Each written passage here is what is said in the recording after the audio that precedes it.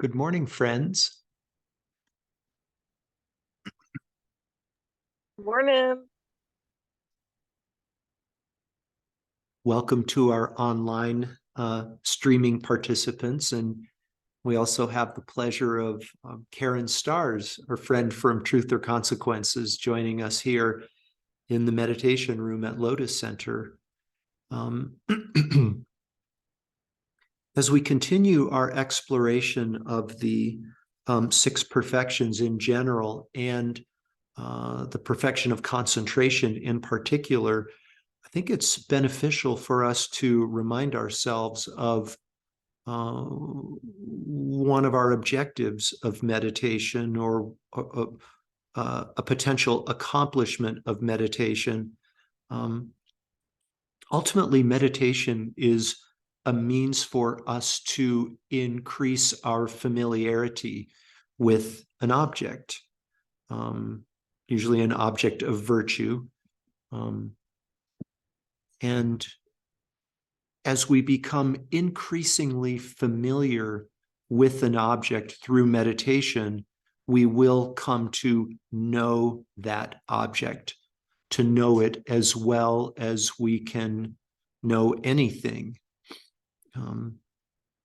Meditation on love, becoming increasingly familiar with the entity called love, or the meditation object called love, patient acceptance, equanimity, humility, and so forth. And this aspiration for us to come to know an object, to really, really know it, points to the distinction between conceptual understanding or conceptual thought and non-conceptual awareness. Conceptual thought, the use of concepts, is invaluable for us to get to a place where we understand something. Understanding something and really knowing something aren't necessarily the same thing. The use of concepts, the use of conceptual thought, is very important for us to come to understand why we do something and how we do something. But ultimately, our really knowing something comes through experiencing that object. Experience is far, far more impactful than an understanding of something. And through meditation, we come to know something through experiencing it. A knowing and an awareness that transcends conceptual thought and concepts. So, it's tricky stuff. It's delicate stuff. I've had the pleasure over the last 3 weeks of teaching a meditation class to the students, to the middle school students at Aldo Leopold Middle School. And, they're great. They're great. They're doing a great job. They're trying. It's been a positive experience. And I've gotten some feedback from students saying, can you please explain this in terms that our teenage minds can understand? I'm not sure how one can explain anything to adolescent minds, but that's another topic for another time. And that's probably me projecting my adolescent experience onto the Aldo Middle School students. But what I'm going to share with them this week, and what I'd like to share with you now, is this is subtle stuff. It's subtle stuff that goes beyond conceptual understanding, beyond concepts and thinking, and at some level, explaining subtle concepts, subtle practices isn't possible. A famous story of that Reggie Ray cites Reggie Ray being one of the original students of Trungpa Rinpoche. Uh, Reggie talks about when he was first learning to meditate, like brand new, went to his first retreat, being overseen by Trungpa Rinpoche, and uh, Reggie said that there was a fellow student of his that was new and was kind of a little bit of a joker. He said he was really charismatic and kind of was the life of the party, kind of a person like this. And Trungpa sent him up, not as punishment, but just sent him up to this meditation hut on the side of the hill and said, I want you to go up here for 30 days and do your practice. And the guy said, I don't know how to meditate. He said, I don't know anything about meditation. And Trungpa said, you'll figure it out. You'll figure it out. And Reggie says that when the guy came down after the 30 days, he was changed. He was a changed person existentially. And I think for me, the takeaway from this is at some level, we just have to do it. We just have to do it. And the answers to how it's done will be revealed to us. And the venue for that is non-conceptual awareness, however that comes to us. So just wanted to offer that before we do our meditation practice and invite you to suspend conceptual thought and just experience our object of meditation through non-conceptual awareness. Let's go ahead and settle into a comfortable meditation posture, taking care to ensure that our spine is straight and relaxed. We're facing straight ahead with our head tilted slightly forward.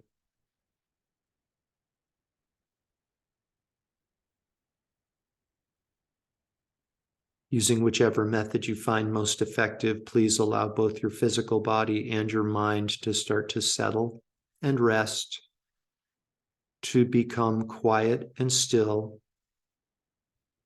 And when you are ready, in your own time, please transition into meditation on the inner body.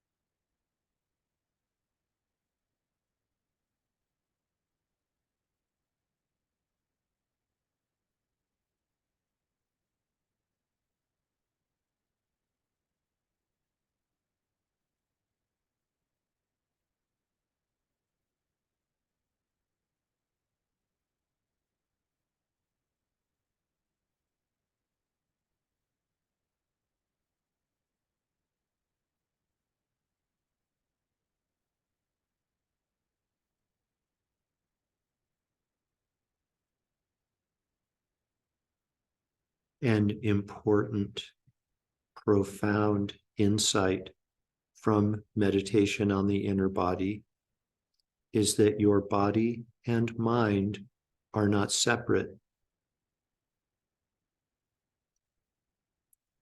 Please just observe this experience, partake of this experience to support you in your practice. You may find it beneficial to bring to mind the image of a mountain. The mountain is balanced, grounded, and stable.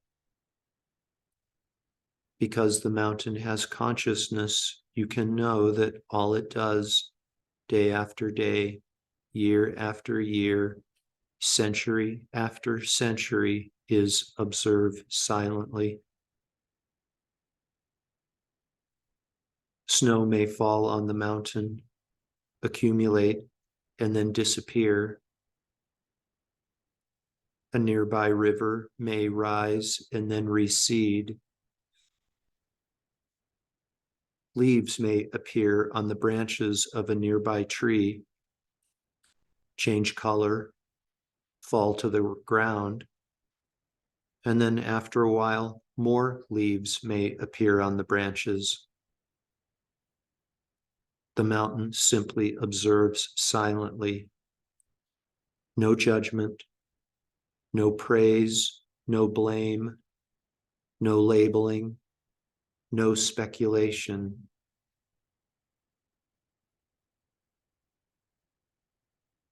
Whether this meditation continues for a few more moments or a few more years, please continue to silently observe sensations within your own body mountain.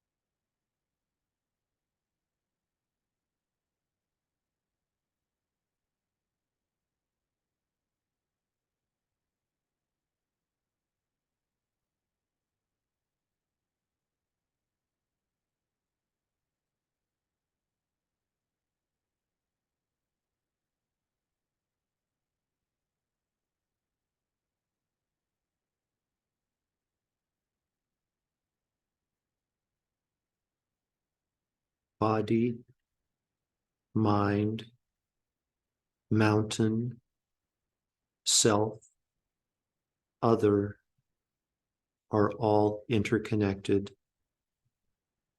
They are not separate. They are non-dual.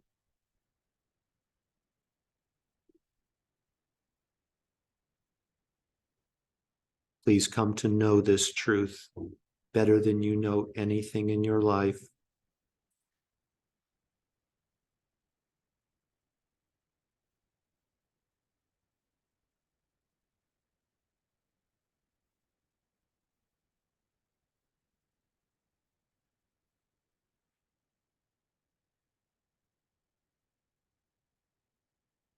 Now, please gently, very, very gently, allow your consciousness to become less absorbed as you begin to arise from meditation.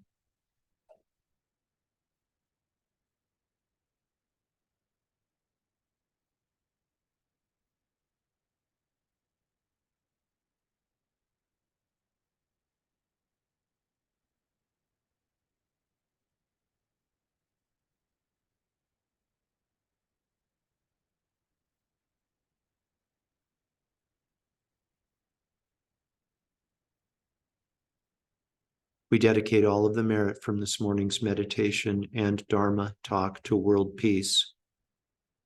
May all beings, without exception, enjoy an abundance of pure air and water, delicious, nutritious food, safe, warm, dry, reliable, affordable shelter, and comfortable, functional, attractive clothing. And with everyone's basic needs met, may we all enter and progress on wisdom paths that lead to complete and permanent liberation from all forms of suffering.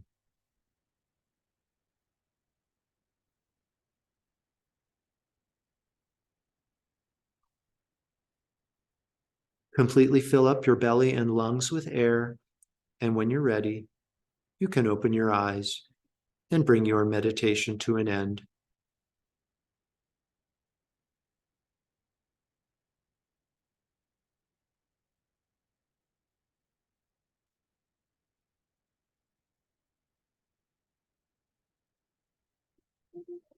Thank you. Welcome back.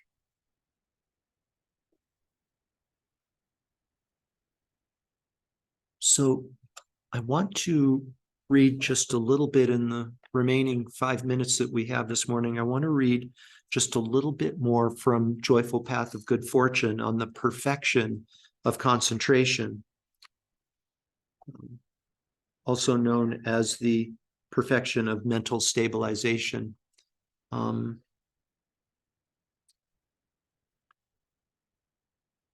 We talked on Friday, I read the definition of the perfection of mental stabilization. I'll expand on that just a little bit. Mental stabilization or concentration is a mind whose nature is to be single-pointedly placed on a virtuous object and whose function is to prevent distraction. So that is to say that concentration is the opponent to distraction.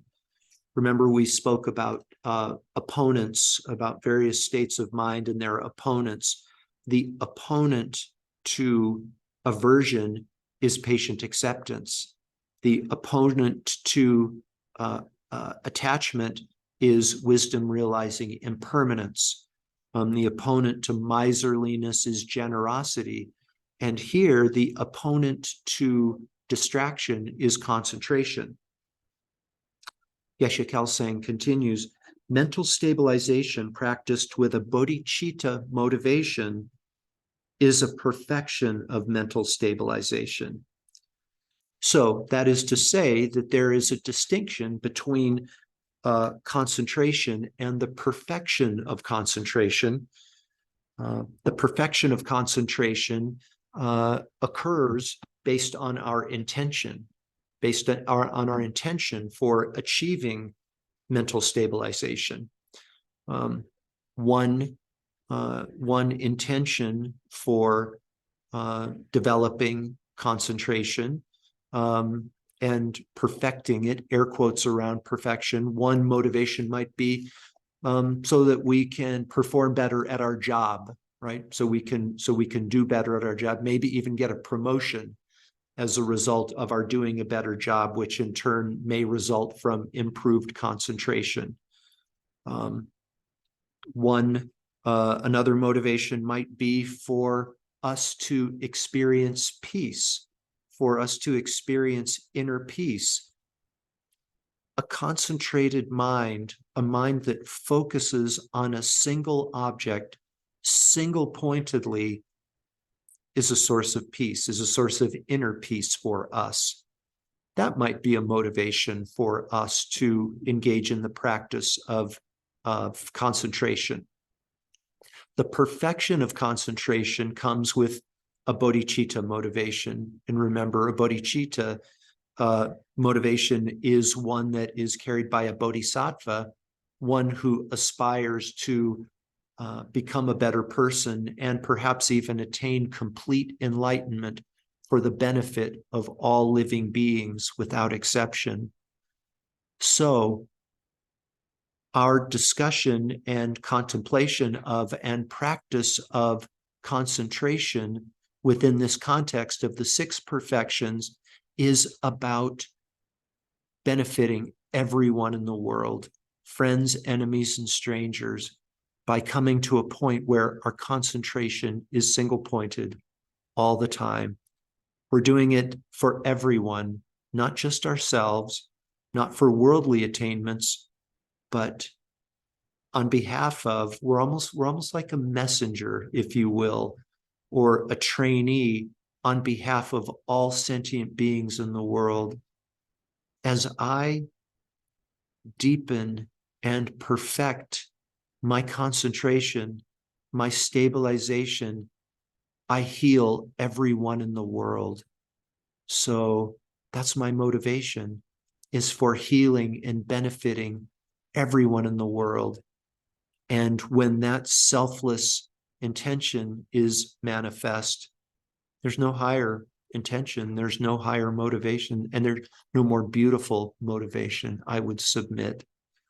So that's what distinguishes concentration from the perfection of concentration, our bodhicitta motivation, and our aspiration to become a bodhisattva, a friend of the world. Thanks for being here, you guys. Have a great day and a great week.